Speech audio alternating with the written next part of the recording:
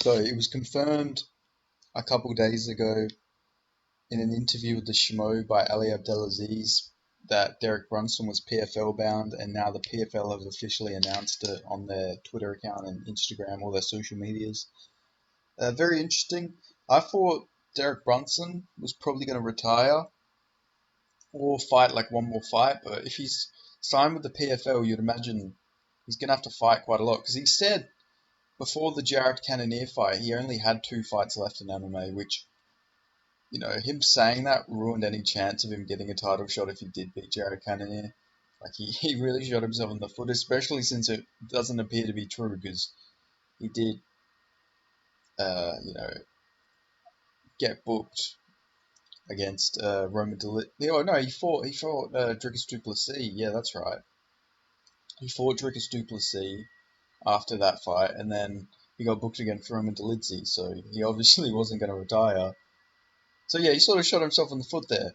But it is interesting. It's a weird move from the PFL, in my opinion. They've been doing smart with their signings. They've smart. They've signed a lot of good fighters. They've signed the Cedric Doumbes, the Lazy Kings, the Jake Pauls, the Francis Ngannous. I don't know if Derek Brunson is really going to give anything that those other fighters would give. I guess it is a new, fresh name in that light heavyweight division. He is moving to light heavyweight, which he said many times in his UFC career that he was planning on doing, but he never did. So it will be interesting to see him at light heavyweight. Maybe his cardio and his chin will be a bit better upper weight class, not having to deplete himself. But at the same time, them heavy hitters at light heavyweight are going to be real scary for Derek Brunson. Like, imagine Derek Brunson eating a fucking big shot from like a Thiago Santos or Rob Wilkinson. Because next year, I'd imagine they'll be back after the whole drug testing scandal that happened, where all these guys got suspended for a year. I'd imagine they'll be back for the next season. So these are some of the guys that Derek Brunson are going to have to fight. Thiago Santos, big power puncher. Rob Wilkinson, big power puncher. Even Even like an Omari Akhmedov, he's got some power in his shots, but that might be an interesting fight. There is some real winnable fights though for Derek Brunson in the PFL. The PFL is not like a lot of the guys at the light heavyweight division in the PFL are former middleweights. Like Rob Wilkinson, Thiago Santos, Omari Akhmedov, uh, Antonio Carlos Jr. You know what I mean? There is so many.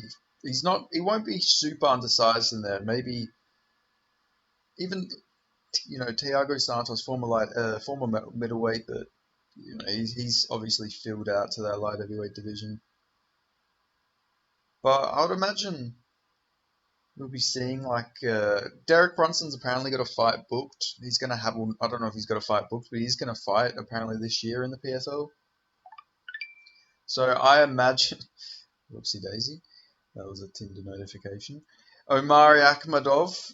I would imagine Omari Akhmedov is probably going to be the one that he fights. I know he was injured and out for the season, but I would imagine he's probably healed now. I don't know what his injury was, but I imagine he wants to get a fight this year. So I could see that being the fight for him.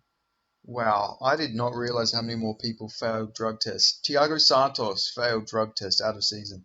Christoph Jotko failed drug test out of season. Muhammad Fakhreddin failed drug test out of season. Will Fleury failed drug test out of season. Fucking hell. Rob Wilkinson, obviously.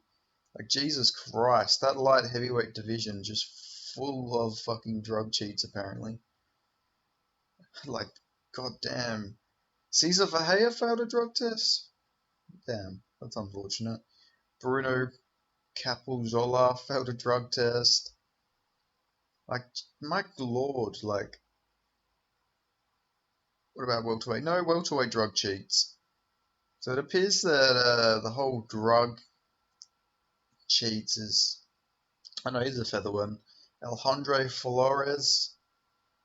But yeah, God, it's a really the big boys are the ones obviously juicing, as you can tell, which isn't too shocking. But fuck, I didn't expect it to be that much. Like Jesus, guys, got to calm down. But anyway, getting on track. I think Derek Brunson can probably actually do pretty successful. I think he will lose to like a Thiago Santos. I think he'll lose to Rob Wilkinson. Impa Kansangane is interesting. They train together. I would imagine that they'll fight anyway because, all these guys want that $1 million, so everybody in this tournament is going to fight. But Hamlet could be interesting. He might be able to knock out Derek Brunson. Like, there's really some interesting fights here. I like this for Derek Brunson. It's better than him going in there and getting fed to all the young up and comers in the UFC. A lot of these guys are older guys, so it's not going to be too unfair for him.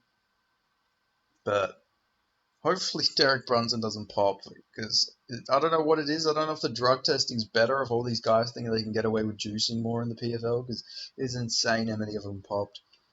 Like, I can't believe Christo Jotko fucking popped. What the fuck's he using steroids for? He can't even finish his fucking dinner, let alone a fight. So I don't know why he's like juiced to the gills. Because, like, literally, he never finishes fights. What the fuck's he on the juice for? What's he trying to fucking compensate for? He's not going out there knocking people the fuck out. It's one of the weirdest poppings of all time.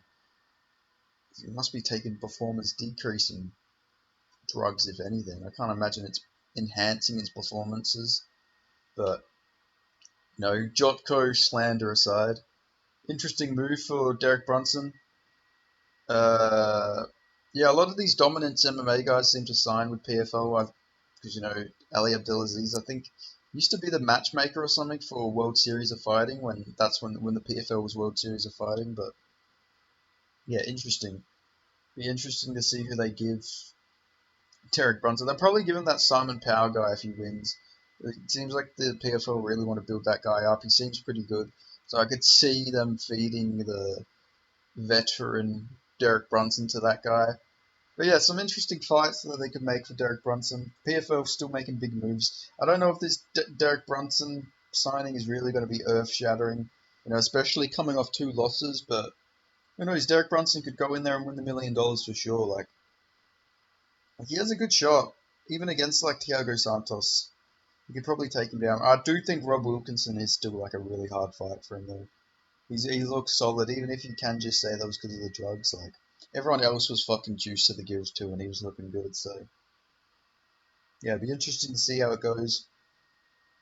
I like this for veterans though. If they're gonna go do something, might as well go try and get $1 million if you can. Because Derek Brunson's probably not going to be fighting for many more years. Who knows? Maybe he'll win and then he'll fight the next year or something. But we'll see what happens. But yeah, another big signing for the PFL, but not like an earth-shattering signing or anything. But yeah. So if you made it this far into the video, make sure you give this video a like, leave a comment, let me know your thoughts on Derek Brunson's signing with the PFL, and I will see you guys in the next video. And if you're not already, subscribe. Goodbye.